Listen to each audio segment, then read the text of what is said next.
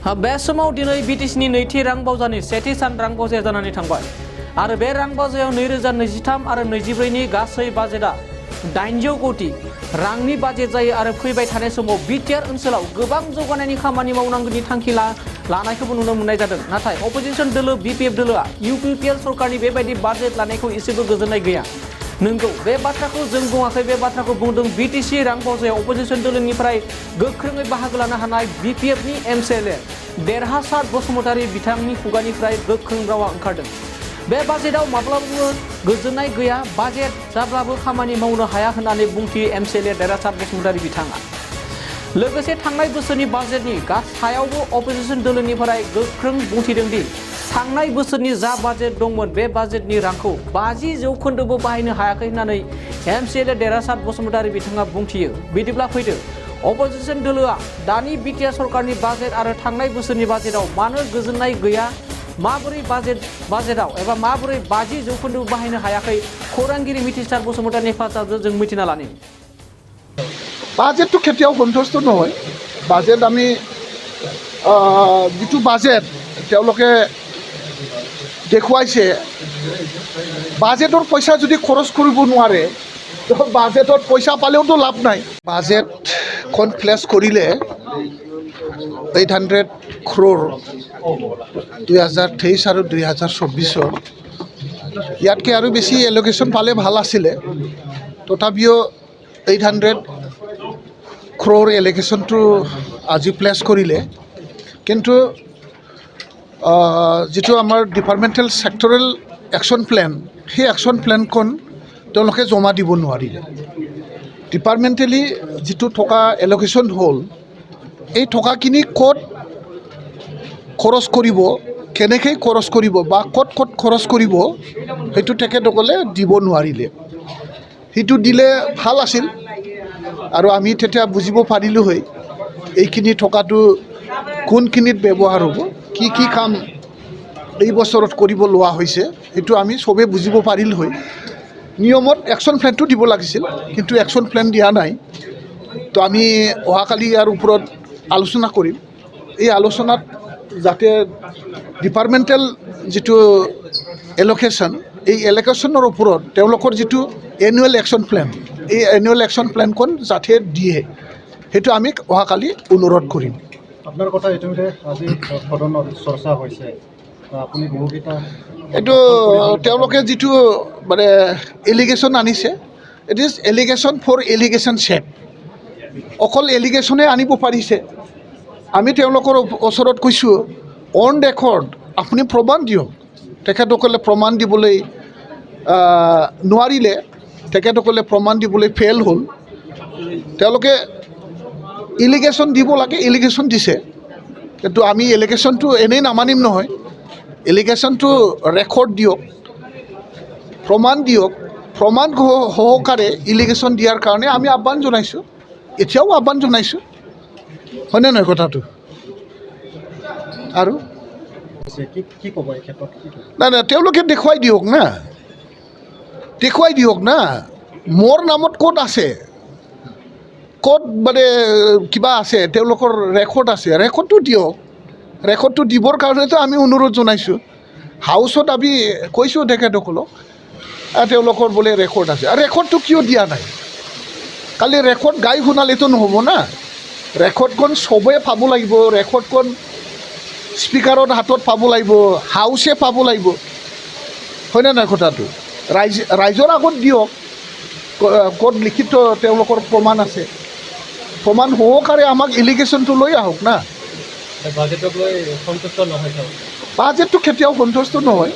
Budget আমি যিটো budget তেওঁলোকে দেখুৱাইছে, বাজেটৰ পইচা যদি খৰচ কৰিব নোৱাৰে তো বাজেটত পইচা পালেওতো লাভ নাই। যোৱা বছৰৰ বাজেট 722 কোটি টকা, এই 722 কোটি টকা এতিয়ালৈকে খৰচ কৰিব পৰা নাই। এতিয়াও তেওঁলোকৰ হাতত আমাৰ 300 কোটি এতিয়াও খৰচ কৰিবলৈ বাকী আছে, কাম কৰিবই পৰা নাই। টকা পালেওতো লাভ নাই, টকা পোৱাৰ লগে লগে কামতো কৰিব লাগিব। ইয়াত আমাৰ মুঠেই মানে কিবা নহয়, সন্তুষ্টজনক নহয়। যোৱা বছৰ মাৰ্টিয়াৰসকলৰ কাৰণে এক্স গ্ৰেচিয়া দিবৰ কাৰণে 25 কোটি টকা আছিলে। আজি 31 মাহ গ'ল, তেওঁলোকে 25 কোটি টকা মোকলাই আনিব নোৱাৰিলে। 2021-22ত মাৰ্টিয়াৰসকলৰ কাৰণে 10 কোটি টকা আছিলে। এই 10 কোটি টকাও এক পইচাও মাৰ্টিয়াৰ ফেমিলিক দিব পৰা নাই।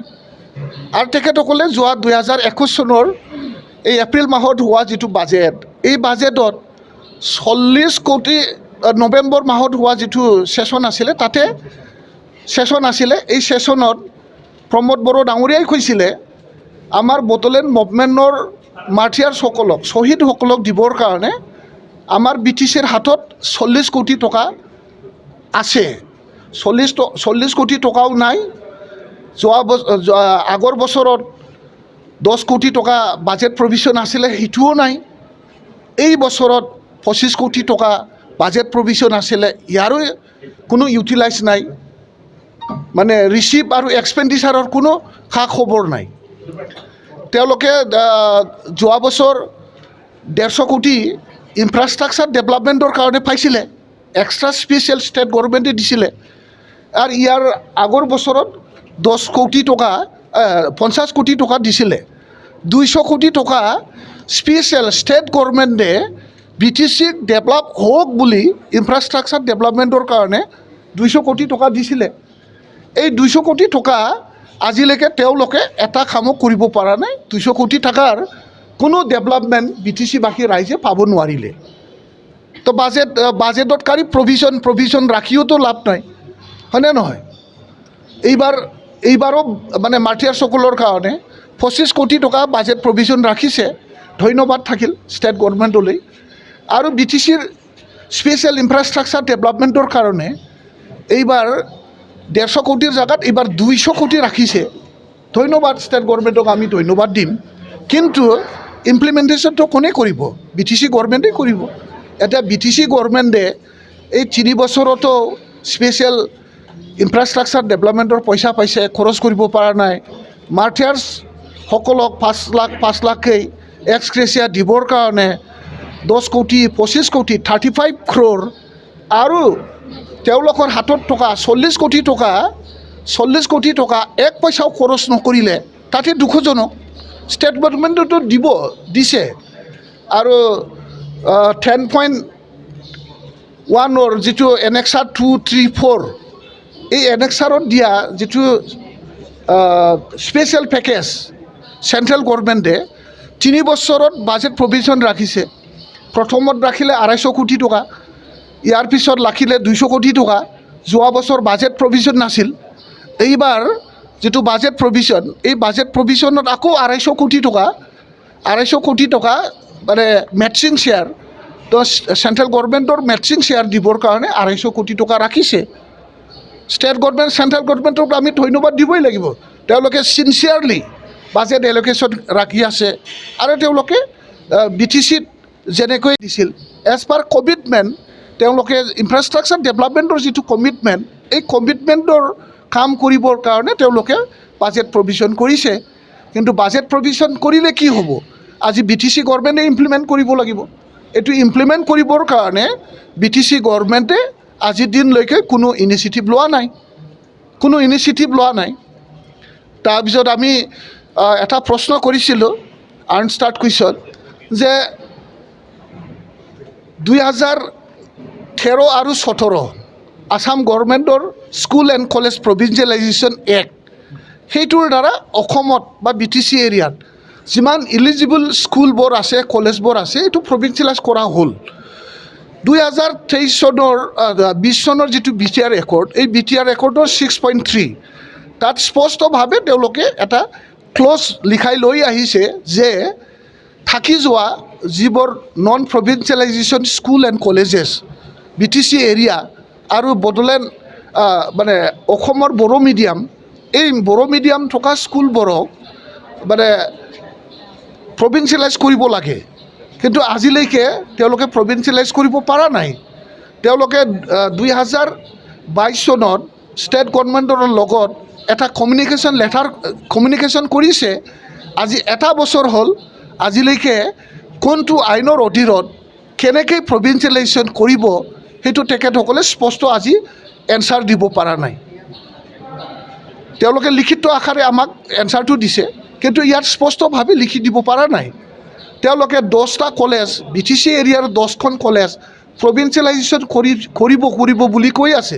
কেতিয়া কৰিব? এই যে 10খন প্ৰভিঞ্চিয়েলাইজেশ্যন কৰিব লগা কলেজবোৰ, এই কলেজবোৰ তেখেতসকলে কিমান মানে কোনটো আইনৰ অধীনত কৰিব সেইটো তেওঁলোকে আজিলৈকে ক'ব পৰা নাই। আমি বাৰে বাৰে মানে কৈ আহিছোঁ, এছেম্বলিতো আমি ডিমাণ্ড কৰিছোঁ, আপোনালোকে এইটোৰ বিষয়ত বা BTR চুক্তিৰ 6.3 দফাটো ইমপ্লিমেণ্ট কৰিবৰ কাৰণে স্পেচিয়েল এটা হয়তো ডিচিশ্যন ল'ব লাগিব, বা যিটো এক্সিষ্টিং যিটো এক্ট আছে, আইন আছে, সেইটো মডিফিকেশ্যন আনিব লাগিব। ইয়াৰ কোনো ধৰণৰ তেওঁলোকে মানে ব্যৱস্থা লোৱা নাই। এনেই মুখত কৈ আছে হ'ব হ'ব হ'ব, হৈ আছে বুলি কৈ আছে, কিন্তু তেওঁলোকে তথ্য সহকাৰে কি একশ্যন লৈ আছে তেখেতসকলে আমাক তথ্য সহকাৰে কোনো তথ্য যোগান ধৰিব পৰা নাই। এইখিনি অসম চৰকাৰৰ পৰা নন প্লেন ইষ্টাব্লিছমেণ্ট খৰচ, যিটো নন চেলাৰী বাজেট, ইয়াত বহুত টকা ষ্টেট গভৰ্ণমেণ্টে বাজেট প্ৰভিজন কৰি দিয়ে। অফিচ মেইনটেনেন্স বা ডিপাৰ্টমেণ্টেল মানে নন প্লেন ফাণ্ড প্ৰভাইড কৰে, ৰিপেয়াৰিং, মেইনটেনেন্স, ইমাৰ্জেঞ্চি ফ্লাডৰ সময়ত বা বিভিন্ন ডিপাৰ্টমেণ্ট চলাবৰ কাৰণে নন চেলাৰী দিয়ে। কিন্তু যিটো আজি খৰচ আৰু হিচাপ দেখা গৈছে যে ষ্টেট গভৰ্ণমেণ্টে যিমান টকা নন প্লেনত এল'কেশ্যন দিয়ে, বাজেট প্ৰভিজন কৰি দিয়ে, তাত 50%ও তেওঁলোকে 3 বছৰত খৰচ কৰিব পৰা নাই, আনিবই পৰা নাই। নন প্লেন ফাণ্ড পইচা দিয়া অফিচ চলাবৰ কাৰণে আৰু ইষ্টাব্লিছমেণ্ট খৰচৰ কাৰণে দিয়া পইচা তেখেতসকলে ফুল্লি ৰিলিজ কৰি আনিব পৰা নাই, মানে 50% 40%হে লৈ আহিছে।